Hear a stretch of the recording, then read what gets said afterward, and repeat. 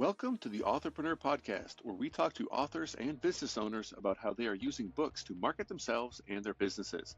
I'm your host, Chris Green, and in each episode of the Authorpreneur podcast, we talk to a successful author and business owner to see exactly how they are using their books and author status to grow their businesses and serve their customers. We'll talk about what's working, the benefits of becoming a published author, and we may even come up with some creative new marketing strategies. In this episode of the Authorpreneur podcast, I talk with Jon Alwinson, author of Relentless Sales, the skills, mentality, and faith needed to be great in sales. Raised in Orlando, Florida, Jon has lived in Atlanta, Georgia for the last 10 years. With over 15 years of sales experience, Jon has achieved many sales accolades, both as an individual sales contributor and as a regional manager. As a salesperson, Jon has won Rookie of the Year, Territory Manager of the Year, a Founders Award for Best 2 Years Combined, President's Club, and has helped lead his team to multiple Region of the Year awards. As a regional manager, Jon has led his team to first or second place finishes 5 out of 6 years and has coached and developed Rookie of the Year award winners, Rep of the Year award winners, and each year coaches one more territory manager to achieve President's Club. When he's not spending time with his family, he enjoys doing anything outdoors such as fishing, hunting, and sports of all kinds. I really think you're going to enjoy this episode. Did you go down that, for your book, Relentless Sales, that we'll talk Yeah. about today? I know it's not completely independently published through KDP, but did you use KDP for like the majority of your books? Like that, you have your KDP account, you log in, and that's how you run your book business. Yeah. So my dad has a company called Forge back here. I don't know if you can see right there. So my dad's men's ministry is called Forge, and they started a little press company. I don't know if you saw that Anvil, but we did self-publish through Amazon with this one. So we kind of have a soft sponsor through my dad's group. And then we thought it'd just be easy, just the first book go through Amazon. It's been easy. The self-publishing process is so easy. It's one of those like topics I'm happy to talk about with anybody who will listen, because I'm like, it's so good. It's so powerful. You elevate your status so quickly. And I, of course, always preface it with your book has to actually be good. You can't just Yeah, publish garbage and be like, what's up, published author? It's like, no. exactly. That you can do that, but don't do that. That's not what I would recommend. Yeah. But yeah, the publishing process. I mean, yeah, I'll jump to you right there. It's like, how has being a published author kind of affected your status, your relationships with clients? Like how has that changed in ways maybe you didn't necessarily expect when you decided to write the book? Yeah. I mean, a lot of people say they write it for the right reason. I mean, I wrote a book to try to help the next generation of sellers, and it's cool to see people come up to me in the DMs. I'll give you an example. So this guy was interviewing for actually our organization that I'm part of now. And he shot me an email and said, "Hey man, I'm an ex pro basketball player. I've got a lot of good people skills. I have all the basics, but your book helped put a sales process around. It was a sales process that I was missing." And so he actually got a job with the organization I work for. Never met him in my life, but the kind of satisfaction that you get from that is immense. And so it's cool just more or less helping and getting those DMs of people saying, "Man, your book really helped." Your book's fairly new. I don't know if you realize, but there are websites out there where you can go and do some deep dives on Okay. basically any product on Amazon. So in a split second, I can see that your book's been on Amazon for 97 days, and you peaked at a sales rank of 2,000 on all of Amazon. That's not category specific. That's all Yeah. of Amazon, which is really good. I don't know if you realize how good that is. I look up a Yeah. lot of books from a lot of fairly high profile authors. Rarely do they get to the top 10,000, let alone, and it's like logarithmic by the time you get to 2,000 or 1,000. Like that's a big advantage to go to number 2,000. And if I were you, Mm-hmm. as a marketer at heart, it's like you could lean into that and be like, hey, my book hit number like top 2,000 on Amazon. So it's got some good information kind of thing. Like you use those screenshots for marketing. Yes. But I'm not Yeah. sure if that's Good how you're call. intentionally using your book to almost get people to come back to your world to like, hey, I've got more information if you want more information about becoming better at sales. Right. The book is kind of the top of that if that's what you were trying to do. Yeah, I need to go back. Maybe you and I get an offline conversation on that where we can talk deeper. But I know it hit number one in sales at one point for a day or two or whatever it was, and then I was in the top 10 Oh, in for your category, yeah. weeks. Yeah, for weeks. So, um, you know, again, I might need a little help on that from you, but let me know. Let me know what you think we should do. I'm happy to help. I mean, maybe you can hear it in my voice already that I love talking books and marketing, and you've got all the right pieces. So we may get into that on this call. Do you have a hard stop at 11, or is it a little I flexible or do. not? Yes, I have a hard stop at 11, if that's cool with you. No, of course. Just wanted to ask ahead of time in case we're getting close to the end and like have a big question to ask or something. We'll make sure we Yes. pack it all in to the whole episode. So this is the Authorpreneur podcast. We do talk about books and authors and how authors are using their books in their business. But of course, we want people to understand like your book and like maybe why you wrote it, like specifically who your book's for and what problem it solves. Your book is titled Relentless Sales. So maybe that's like Hmm. the first place to kind of go. Like, who is your book for, and as well as people want to have the mindset of like what problem does your book help people solve or overcome, Yeah. uh, and kind of go from there. Love it. Let's do it. Well, that was the question. What problem does Uh, your book Sorry, help people overcome? we're just rolling right into it. My bad, man. Sorry. We start, man. We start. I love it. I I love it. think yeah, we keep I'm it a too little more casual fresh right instead now of for you. no casual. People respect. I mean, let's talk. I mean, let's back up one step and be like, people respect sales. I mean, I watched some of your podcast that you were on YouTube. Yeah. And you're talking about people who like they do so well when they're just themselves. And Yes. often, I think people translate themselves like, oh, I'm in salesman mode now. I need to act like this. They're expecting me to say these things and have these like weird expectations where people are like, no, they just want to know that you're a real person, that you actually believe in your product, and you're not just spitting off stats from some sales sheet that they handed to you in yesterday. It's like, Yep. I think a lot of people miss that. And like that story stuck out to me is like, once you kind of get over that and be like, wait a minute, people buy from people they know, like, and trust, some of these simple things that we all hear, but maybe we don't Yeah. necessarily internalize and then actually put it into practice and then see, wait a minute, this actually works. That's why my manager told me to be myself. Like, oh, he wasn't just saying that to sell more product. It's like, Yep. no, it's because it actually worked. You put you know, I don't want to steal your all your thunder on this, No, I but like, mean, I think people chapter need these 18 of my examples. book.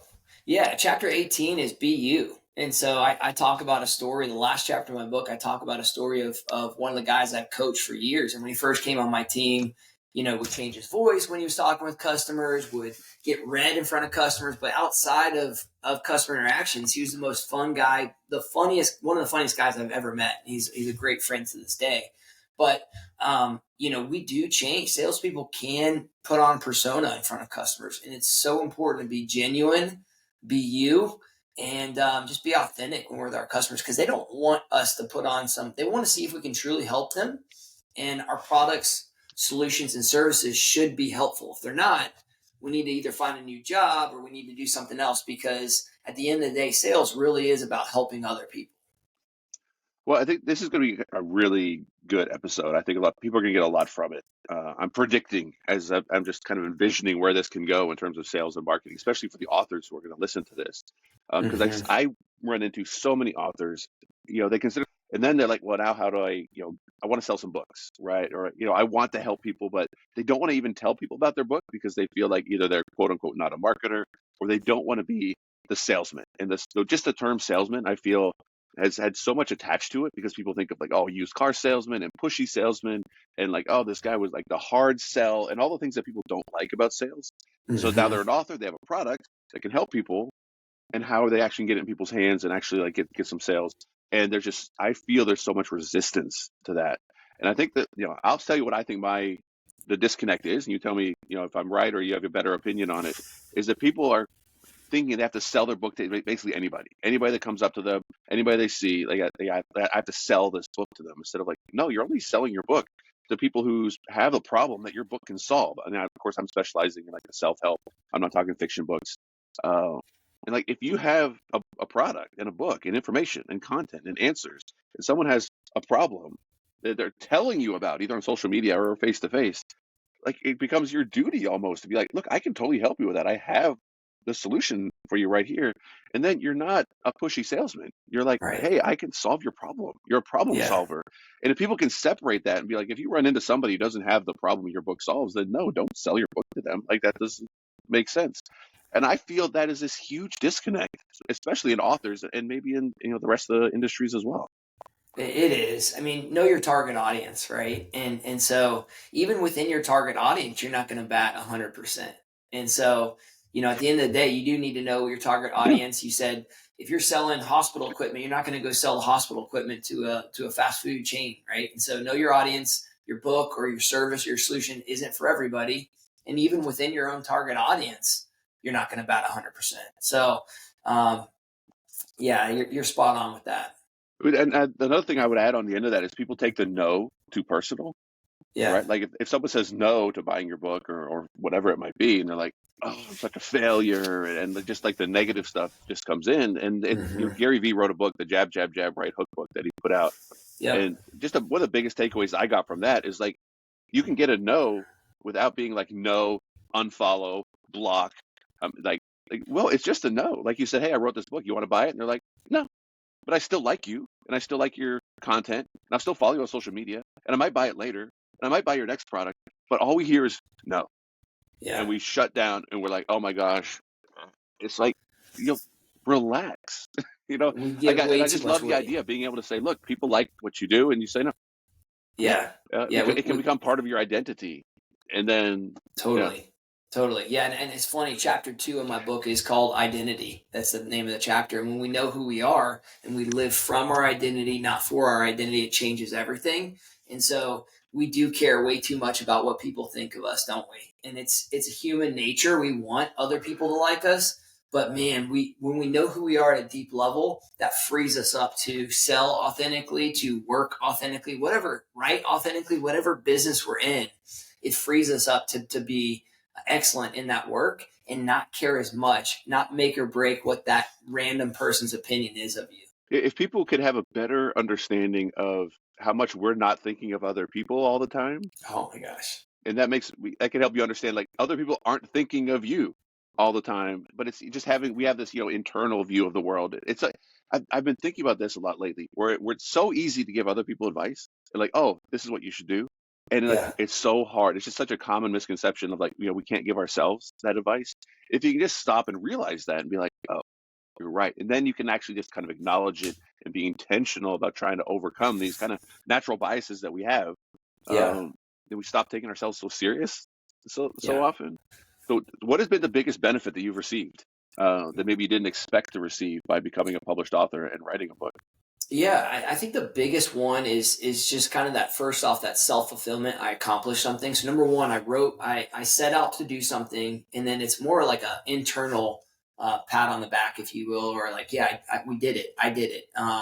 And so number one, accomplishing what you set out to do. And then number two, the DMs, the messages, the text messages. I put my cell phone number in the book as well for people. And it's been cool to get messages from people saying, man, your book was awesome. It was cool. Thanks for, putting it together. It really helped me in this area. And so there is, it's not always a monetary thing. And most time it's not when it comes to books, unless you're like James Clear, Atomic Habits, it's going to be more of a fulfilling reason for writing the book. Has it helped you in like your sales business? Like if people like start to look at you a little different, like, oh, totally. Like, this guy versus this guy. Well, this guy wrote the book. So even just wrote a book, let alone maybe a book about medical equipment, like, something super niche and specific. Sure. A credibility. You must have seen some benefit from it internally, like in the organization as well as, in your sales relationships. Yeah, I'd say both. So internally with the organization I'm with, I receive numbers of people pulling me aside, from high-ranking executives to kind of, folks at the ground level saying, man, your book was awesome. Thanks for writing it. I was really impressed you wrote it. So I do think there's definitely a credibility piece when it comes to writing a book that you receive. And, I try to shy away from that because I don't want any of that to go to my head in any way. But it is a cool, fulfilling reason for writing a book. Well, I think that's an important kind of distinction, to be like, you didn't write it for that. But you're able to acknowledge that it's like kind of giving you an additional benefit. And I think it's actually a great strategy, especially if you're like new. And like when I joined, I was hired by a power tool company fresh out of college. That's where I did all the sales stuff. I got National Salesman of the Year after like 5 years. And like a lot of it was unintentional. Like a lot of it was like, I just really like doing this. This is really fun. I see an opportunity here, so I'm going to kind of go after it. But in hindsight, it's easy to see like, hey, if you want to get attention as maybe a new guy at a company, here are some things you can do to really like set yourself apart, especially like if you're young, like pre-kids, pre-marriage, be like, dude, that's the time to just hustle And Yes. you write a book, it's one of those things that just so few people do, where you're going to get your boss's attention and probably your boss's boss attention. And they're Hmm. going to talk about, like, who's this new kid who literally wrote a book? Like, let's talk to that guy. Like, it's just a way Yeah. to get attention. And if you have good information, good value, it's a way to kind of open doors. I would say maybe the best way to describe it is the fast track to opening doors Yeah. in an organization. And you can do it intentionally if you wanted to, but you Yeah. better write something good, right? If you write something Exactly. bad, it might actually hurt your stock a little A bit. Like, hundred who is percent. this guy? I don't even know how to, like, use spell check, right? And I think you need a little bit of street cred I too, would right? totally do Like that. before you write a book, I mean, I think you need a little bit of street cred. I mean, before I had my opportunity, I went from, failed entrepreneur venture for 5.5 years to being an associate salesperson for another 2.5. So the first, call it 7.5, 8 years of my career were adversity faced. And then when I finally had a chance to prove myself, that's when I was rookie of the year, rep of the year, best 2 years combined.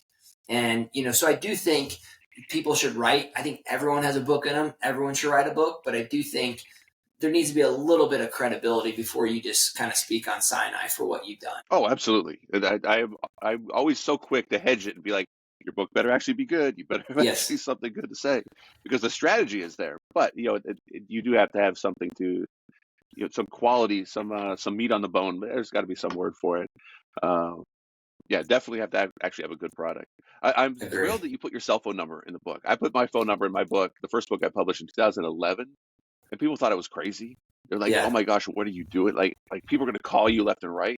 And I was like, I really don't think they are, because I'm not worried about wasting my time, because other people are also not going to waste their time. So what are they going to do? Call me and like just chat about breakfast or something? Like, I'm not worried about that Yeah. happening.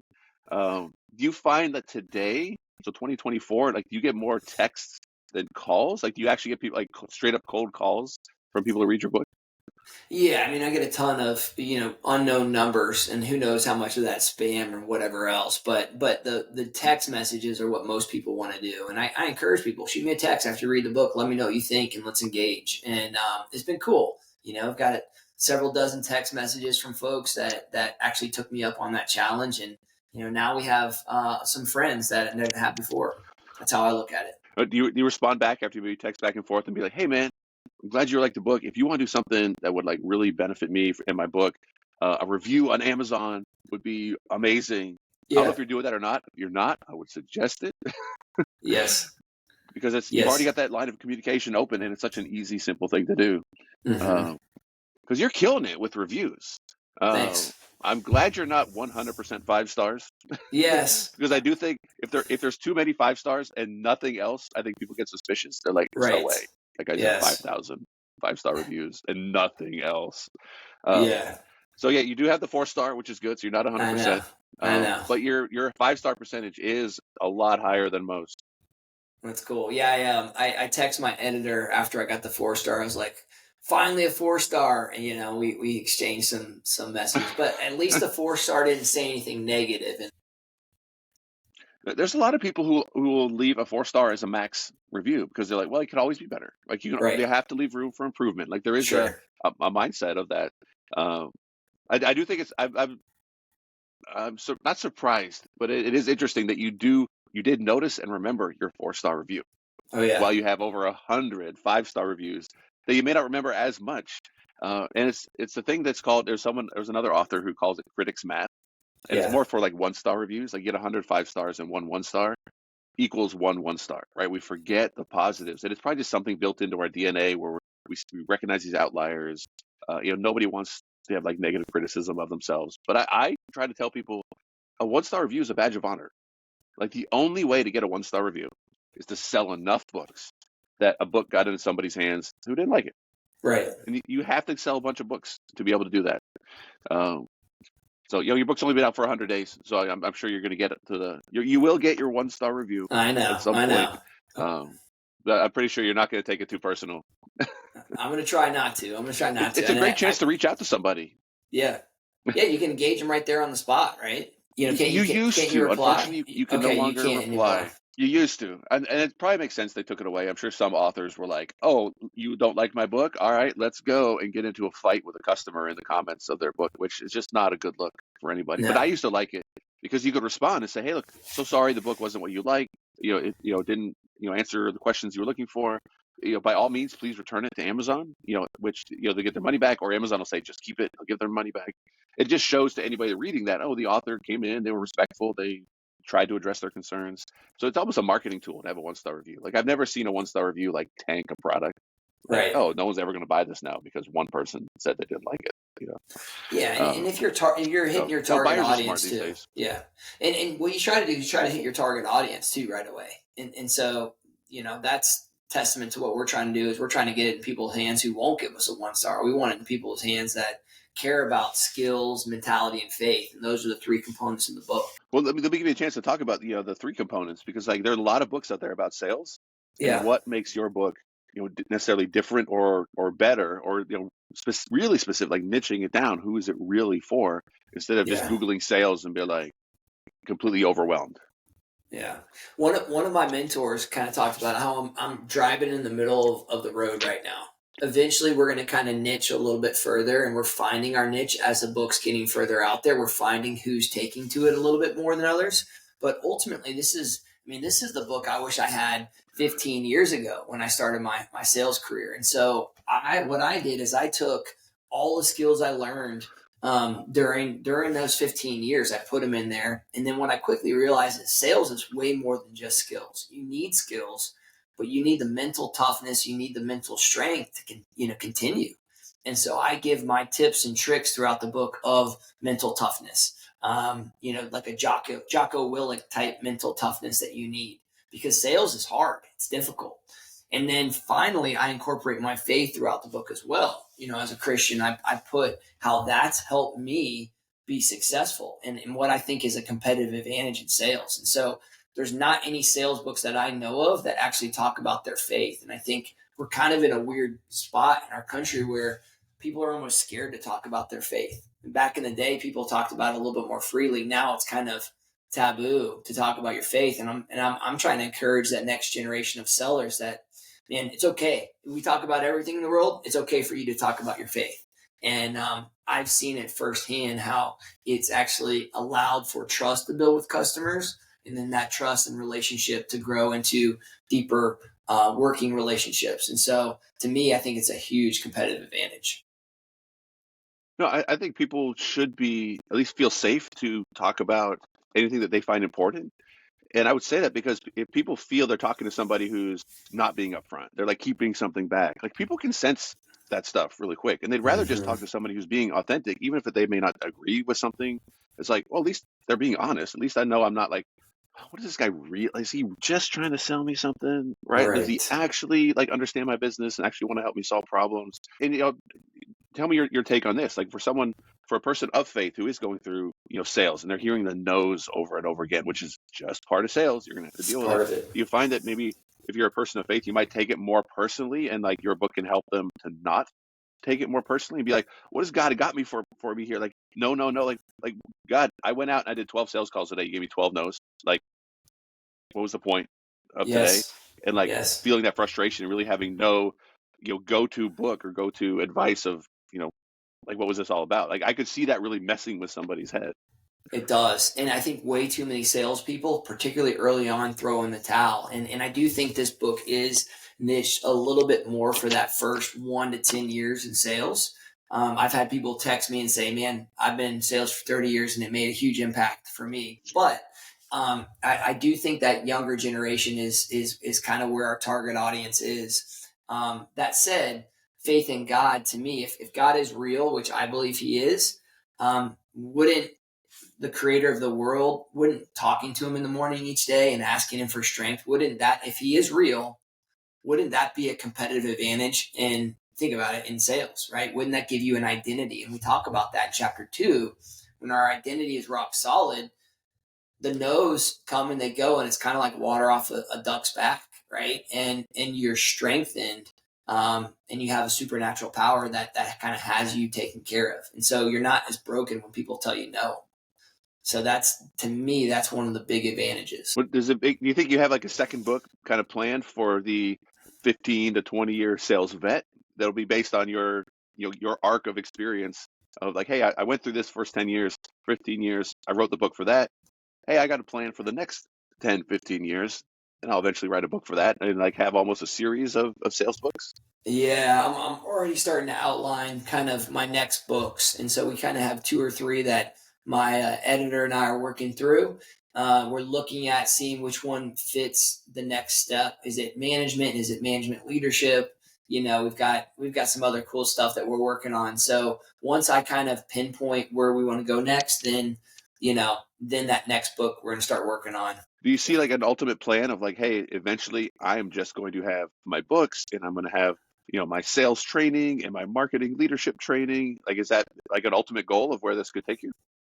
I mean, you never know. You never say never. And so I think right now I love the job I do right now. I love working with a team. I love leading a team. So I'm very happy. But what I found for me is I just have a high drive. And so on the weekends when I'm done with my kids' t-ball game, I want to write a little bit. That's kind of one of my passions right now is writing. And so, instead of watching maybe NFL football, I'm sitting down for 30, 40 minutes and I'm writing. And so we'll see where it goes. But I do think I'd love to kind of step into the speaking circuit a little bit, see how that goes and continue to stay in both roles because you can do it. That's the cool thing is you can have a 9 to 5 and you can write in the evenings, early mornings and weekends. Yeah, I hope more people that you've been listening to this podcast and listen and kind of listening to your story as well about like your process of writing a book, like kind of see that like, wait a minute, anybody can do this. There really are no barriers to entry. A lot of what I do is help people get over the objections of like, hey, you should write a book. It's like, I'm not good enough. It's going to take too long. And like, it's going to cost too much money. And it's like, one, no, two, no, three, no. Like there's these common misconceptions and I almost feel like I'm selling like the idea of publishing. I'm like, it's Yeah. so easy to do. There really aren't gatekeepers. And I'm working on the upsides and helping people see there's massive upsides. And there's really no potential downsides. Like I really can't define a downside of even if you get sell 0 books, you still learned how to publish a book, which is Mm-hmm. a very rare, very, very small set of the population knows how to do that. And if you know how to do that, I almost say that's more powerful than the rest of it because then you have your ears open. Somebody at work, like, dude, you should publish a book. Or you talk to your manager, oh, we should publish a book for business that we can use for lead generation for our customers.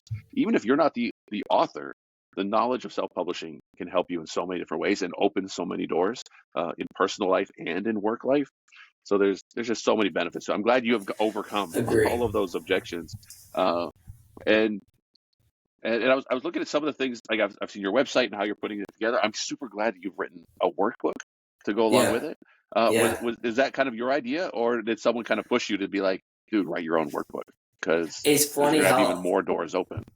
it's funny how the resource work we call it resource guide, but workbook, same difference. It's funny how that came to be. So Amazon, there were like 5 to 10 different people that wrote a workbook on my book right away. And it's like, how are you writing a workbook off the author's workbook? And so to get those pulled off of Amazon is too much work. And so I figured let's just write our own and just stomp them when it comes to, if someone wants a workbook or resource guide, we're the ones to write it. And so that's what me and my team did is we wrote a quick resource guide, got it up there, and it's phenomenal. We're getting a lot of good feedback. It's one of those things that it catches people by surprise. And I don't know if you realize like someone else is selling your book for like a higher price. If you're like, what is going on? Why? Yeah. You know why that's happening? Or do you So even is that notice? what's going on right now on Amazon? Are people selling it for a higher price right now? Yeah, so you got another seller on your listing, right, on your product page for your book, used very good copy for $9.99 plus $4.71 shipping, or they can get the new copy from you. So that's likely a used copy, like an actual used copy.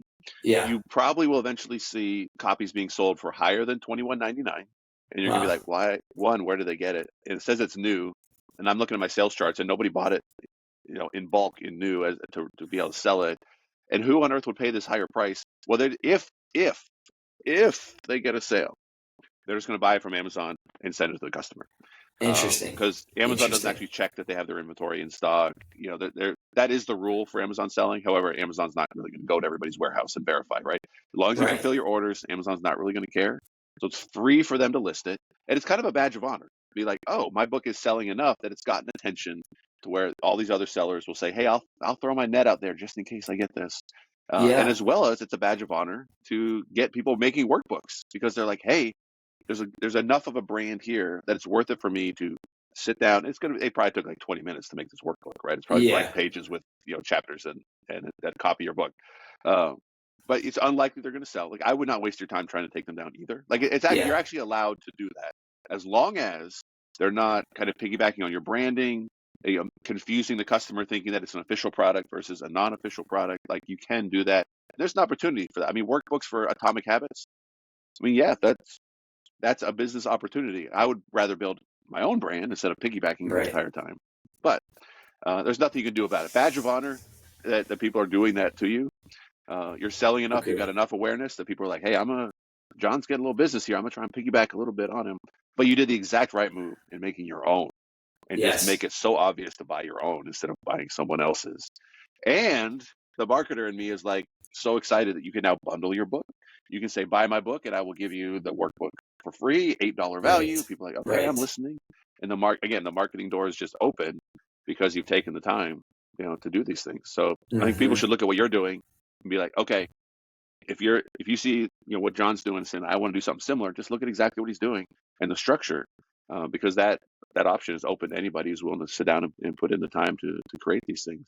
How long did it take you to write the book, like start to finish? Yeah, so I had the desire back in 2019, and then started kind of jotting down in the morning after waking up early, having my quiet time, coffee. I would spend 15, 20 minutes writing my thoughts, and so that led to this thing called COVID-19. I don't remember if you remember that, where we had COVID hit the whole world and shut it A little down. bit. And it's funny, I didn't write during COVID at all. I was so busy kind of shepherding my team and coming around my team, and we had some stuff happen on my team that was tough during that time. And then when we came out of COVID, it was kind of one of those things where I was like, look, I'm not going to live forever, And then I had a buddy come to me. I talk about in the intro named Joe, and Joe's like, dude, you need to just tell yourself you're writing a book. And I think all of us need like a Joe. And Chris, I'm sure you play that role for a lot of people where you're talking to your clients, and you're talking to other people where you're like, you just need to write it. And I think everybody has a book in them. So I would encourage your audience to write it. It's so cool. And so I didn't start writing until 2020. And then what I did is I found an editor through my dad's network. And what this editor and I did is we just shared a Dropbox link. And I would write. And then on certain pages, he'd come over the top and say, hey, I love what you said here, but let me just polish this a little bit. And he kind of came over the top and helped me polish my writing. So between me and my buddy Zach, who's my editor, we were able to put together a really good product. So in your book, you do say that you put your cell phone number in there. Do you have any other kind of call to action things like join your email list or visit my website or get additional download content kind of thing? Yeah, so we're about ready to start our text message, Monday morning text message program, to where we're going to send out a motivational text. So that's in there. My email is in there. And then what we want to do is just kind of have a ton of free resources on our website that are free downloads. And if you are in sales, we've got an attack list, a weekend planner, and then we've got this thing that I call the zone territory that really helps geographically zone your business and helps you serve your customers better and be more effective at sales. And so there are a lot of things like that we're working on to provide good value. No, I found all the resources on the website. I did a little bit of what we call an author audit. There you Just go. checking out, okay, what's he got going? Like, how has he got these things kind of structured? Not that you're specifically asking for advice, but I'm gonna give it anyway because I think Yeah. you're probably already like this advice is probably already in your head. You just haven't implemented it. Is do more on your website to encourage people to join your email list. I know you've got like Yeah. some things on there, but every Yep. download should be like, happy to let you download this, but please give me your email. And the email, I mean, obviously is going to be people's home base for the foreseeable future, right? Like people aren't changing their email address the way they might change their news feed on Facebook or stop checking Instagram or whatever it might be. Mm-hmm. You control your email list, and that way you can serve them and be like, "Hey guys, I want to follow up. Make sure that you got the goals worksheet, and actually, if you have any trouble implementing it, I'm doing a webinar here, like whatever it might be to it just really help people more." Let Yep. people know when your new books come out. Let people know if you got a new update. Let them, you're on a podcast. You can let them know about it. So you're actually serving them, and it's like this is where like the marketer and me kind of goes back and forth of like, Yeah. am I trying to be a marketer or am I trying to serve my customer? And if I just stop and it's like, am I trying to sell this product or am I trying to solve their problem? Right. Right? Am I trying to hit my goals so I don't get yelled at and sell a product that I don't actually need? Or, and just be like the ethical type marketer and serving your customers and keeping them in the loop, because they can always unsubscribe, right? Totally. Like it's not, you're not taking it personal. Like, oh my gosh, they don't like me anymore. It's like, no, they don't need your email. It's not personal, right? Hmm. It's like if they say no, they might buy your book later kind of thing. It's not personal. I do think more authors need to be very intentional marketers, Yeah. so that they can, you know, ultimately have that goal of serving their customers, their readers, and giving them more information. So you've got all the right pieces. Yeah, Do you're you do right your own though. website Great stuff? You got advice. your own web guy? Yeah, I actually have a close friend that used to work for MailChimp that does my website stuff, and Oh, perfect. it's very basic right now. And you're right though. Great advice there. I do need to continue that focus of driving people to the website, and then obviously to download the resources. We're asking for the email address, and then we'll be kind of running certain campaigns based off that. Yeah, you've got so many advantages, especially by having the physical book, as well as the notebook, as well as the digital downloads. It's like a marketer's dream. Like you've got all the right pieces. Yeah, just Yep. rearrange them a little bit, and then basically all you have to do is tell people, hey, I'm an author. I wrote a book. Here's where you can get it. And there'll be unlimited podcasts who are more than happy to have a guest who has a book to come on and talk about sales and talk about how to, it's like kind of the perfect kind of topic that a Yeah. lot of podcasts would be happy to talk about. How do we help people, especially, and I think you're probably already committed to leaning down to the the faith-based niche of Sure. like that's your sweet spot. Like sure, you can Yeah. talk sales with anybody, Right. but your sweet spot, that really your competitive advantage, like the spot only you can really address. I think you can define it and then just own it, Yeah. and then just Yeah. you'd be like, I can't believe how big this has gotten, and I'm just doing something I like doing. You know, Yeah. Yeah. uh, yeah, very fun model to be a part of. Yeah. Thanks. It's been cool. I see you don't have it on Kindle. Is that a strategy? That is, I mean, there's, right now with Kindle, I mean, there's no money in that right now unless there's crazy volume. So, as we saw it, and so not that we're in it for money, we're in it for the right reasons. We want to help people, but we wanted to start with a book first and then evaluate Kindle later on. And then we're actually working on the Audible right now. And so I'm quickly finding out I'm a terrible reader of my own book out loud. So, getting through that's been a lot harder than I thought. All right. So who told you that you're not good at reading your book out loud? So I'm getting there. No, I don't think I'm terrible. It's just reading out loud that's a skill, man. You have to get good at it. And so, the mess ups, I try to read without making any mistakes. And so what we do is when we make a mistake, we just pause and then just pick back up and we'll just slice it and put it together. But it's hard. To not make a mistake reading, to me, out loud, that's the tough part. What Making an audiobook is kind of the weird one thing I haven't done. Of all the things on Amazon and all the publishing and all the book stuff, I've never recorded an audiobook. Yeah. And I know it's an incredibly powerful thing. It becomes and it is becoming a differentiator. And that's fairly new, right? It used to be like, hey, if you're not in Barnes and Noble, you're not a real author, like you're on Amazon. And then it was like, well, if you only have a Kindle book, you're not a real author. And then it was like, well, if you have a Kindle and paperback, okay, you're a real author. But now it's, if you don't have an audiobook, there is a growing movement of people who are not taking those books as serious, because it's just Yeah. a signal of like, oh, they're really committed to this book. They've actually done the audiobook. Like that Right. is an additional step of effort, that, it still takes time. It'll actually take less time, with AI. They could listen to one of your podcasts, clone your voice, and they could read it for you. Like that's coming probably within a year. It's already here, to be honest. So It's I don't already know here. that process. Yeah, my editor Yeah. sent But it me needs to be good enough for Amazon to let people use it. right. It's got to have the quality. My editor actually showed me what it looks like with AI reading it for me, and I'm not going to do it that way because it's not genuinely me. But it is pretty eerie how close it is to your voice. Yeah. It doesn't. Amazon's going to want it to be perfect before they let people actually kind of put it out. Through Amazon. I mean, that's my prediction. Knowing what I know about Amazon, they're not going to want like, oh, this is obviously an AI. It might sound like Jon, but it's still AI. And then the customer has a bad experience, and that's why they wouldn't want it. It's not that they don't care, but if the customer has a bad experience, they're not going to let something come through. But I mean, that, as much as I don't know about it, does your book have to be perfect word for word? Like, are you allowed to ad lib a little bit, and it's like it's still the audiobook? Yeah. So or is that just you saying it has to be perfect? if I make a mistake here or there, I think the game plan that we're going with is, as long as it's not a major mistake, we're just going to read through it confidently. And, if I get fact checked on one thing here or there, it's going to be okay. But I'm trying to just genuinely read it from my perspective with the inflections and the passion that I have. I don't want to be robotic. That's the huge benefit. People can, they can tell.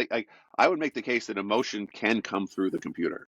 To where it is different face to face, but there is a level where you can tell if someone's being transparent, if someone's being authentic, and that can come through in an audiobook, in a podcast, in audio and video. It's hard, I make the case that people can fake being authentic and transparent short term, but you can't fake it long term. Right. And people will pick up on that eventually. Well, I'm glad you're doing the audiobook. Your book isn't too long. It's not like 400 pages long. So I'm sure you'll get through it one sentence at a time. Yeah, it's an easy read. I mean, it's thin, it's 156 pages. So it's really, I've had certain people read it in 2 days, and other people take, a few months. But, however fast you are, the chapters are short, they're quick, and they kind of have a recap at each chapter, which is really helpful. Yeah, so people can take away stuff from it pretty quick. They can get the message from it. Have you been using author copies? Do you know what I mean by author copies? I do. Yeah, we have. Did you buy it in bulk, or have you done some one at a time? Yeah, we bought them in bulk. And so I bought them in bulk and use them for various reasons, and, different speaking events and stuff like that. It's good to have kind of some on stock. Have you ever sent out a single author copy to someone else's address?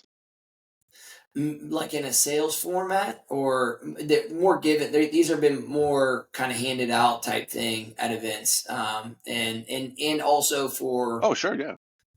For that type purposes, but I've never taken one and mailed it to somebody per se. Yeah, I mean, obviously you could mail an author copy that you bought in bulk, and you could send it out through the post office.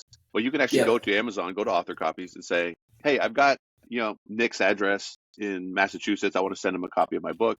Hey, Amazon, give me one author copy. Change the address to Nick, and they will ship it. A single copy. And if your book's it's 164 pages, they will absolutely do that. They will happily, willingly do that. And for a book, it's $3.59 total shipping and handling. It shows up in an Amazon package, which have 100% open rates, right? So you can send your book, like your author cost is going to be what it is. So for about $7, you could have your book delivered to any address in the U.S. That's amazing. As well as 8 other countries. It's one of these things that I enjoy telling people about it, because they don't think of it. They think of author copies. I'll buy 50, 100. You can do onesies, and the Amazon will do all the shipping for you. That way you don't have to do it. It's cheaper anyway, right? I can't ship a book for under $3.59, let alone my time and go to the post office and all that. So yeah, if you want to get your book in someone's hands, you're on a podcast, you want to send them one copy, you're out of town, you don't have books with you, author copies will do all of that for you, single units at a time. That's awesome. I need to make sure I'm doing on your own website. Right. Yeah. Yeah. Yeah. So don't think you're now I got to ship products to actually take orders on my website. No, take the orders, because then you get the email, you get the address. Because what you could do is say, look, hey, it's $21.99 on Amazon. If you buy it direct, I'll throw in the workbook for free, the resource guide, and the resource guide is going to cost another $2, right, in cost. But they're getting this amazing value. They're like, oh my gosh, now they get 2 books in the mail. I'm definitely going to buy from the direct and give them the email address, so then you can give them the digital bonuses. And that's something that if you don't, even Nick with his Rise of the Reader, he's making a kind of an additional kind of supplementary guide to go with it, but he hasn't made it yet. You've already got the workbook, so you've got additional marketing, option. Yep, that's awesome. I didn't know that. I did not know that. You got to do the Kindle book though, man. You got to. Don't do it for the money. The money's not in it, but the inbound, the amount of additional readers you're going to reach by having a Kindle version is 100x. Really? It's there. Well, there's so. Have you ever bought a Kindle book and then you bought the physical book after you read it? I think so. So what's the rate on that? Do you know? A lot of people do. Really? I don't have any actual. I got a lot of anecdotal evidence. I mean, myself and people I talk to, they're like, oh, I do that like all the time. Because I'll, either have a Kindle book or an audio book. And then I'm like, oh, that audiobook was so good. I wish I had the book to take notes. So I go buy the physical book, even though I already have the audio book. So there's a lot of like crossover where you don't necessarily just have one single option. Sure. But once you have the Kindle version, you have huge, like incredible marketing options as well to get your book into people's hands. Okay. And then with your books, and thankfully you've written your book in such a way where, hey, if you just get it in their hands, they're going to come back to your world and be like, hey, I want the free resources. I want to see what else this guy's had got. I want to be on his email list. And the ways to get people to get Kindle book in people's hands for free is just, it's kind of unfair what you can do. Yeah. You can make your book straight up free. Yeah. And then say, look, my book is free. Join my email list. I'll send you the link. So you build your email list that way. The free book will go to the top of the charts. And once it's at the top of the charts, it kind of stays at the top of the charts.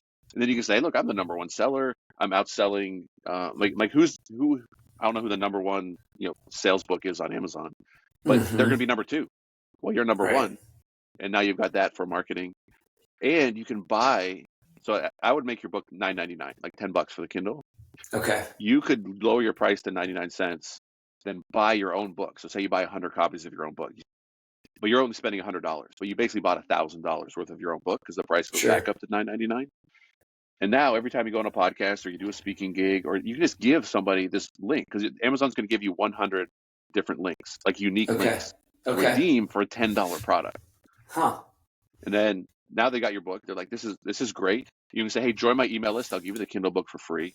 They get that, and then you follow up. Hey, if you want the physical book, I got a special here. We'll get the workbook for free. And you have to have a little bit of like a marketing kind of path behind it.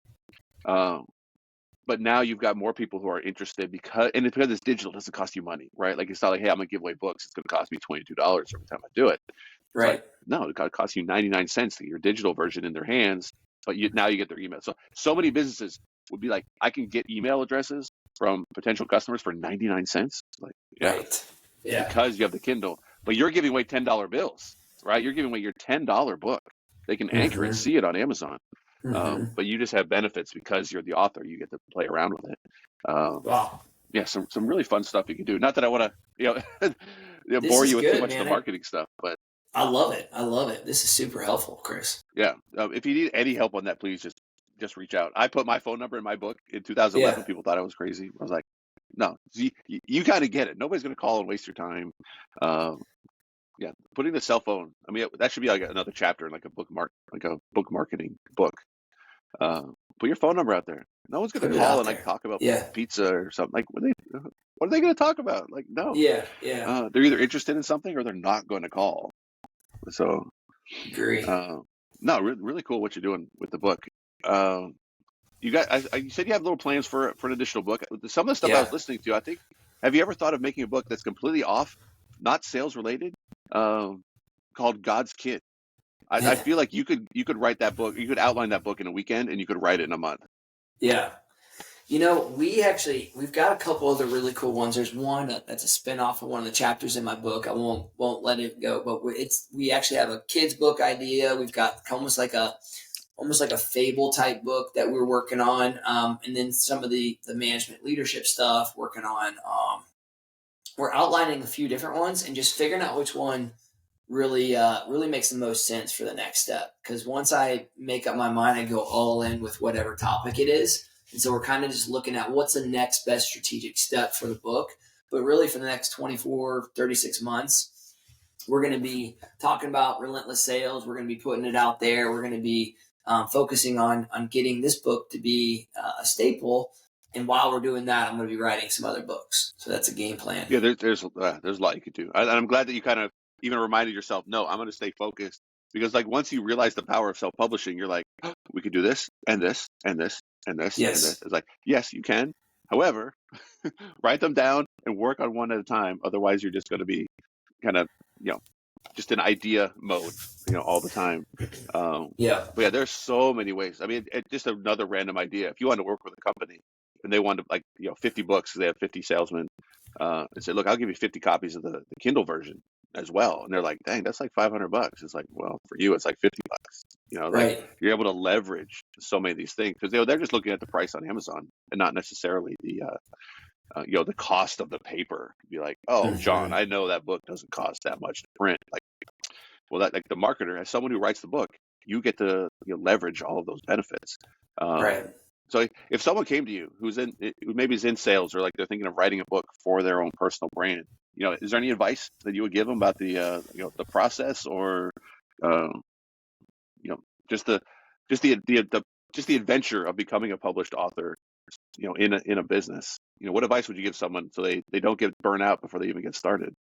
Yeah, I would. Number one, I'd affirm it and say, "Hey, man," or whoever I'm talking to, I'd encourage them to write a book because I feel like everyone has a book in them. So, number one, I'd affirm it and say, "Go for it." And then number two, I would say, don't go at it completely alone.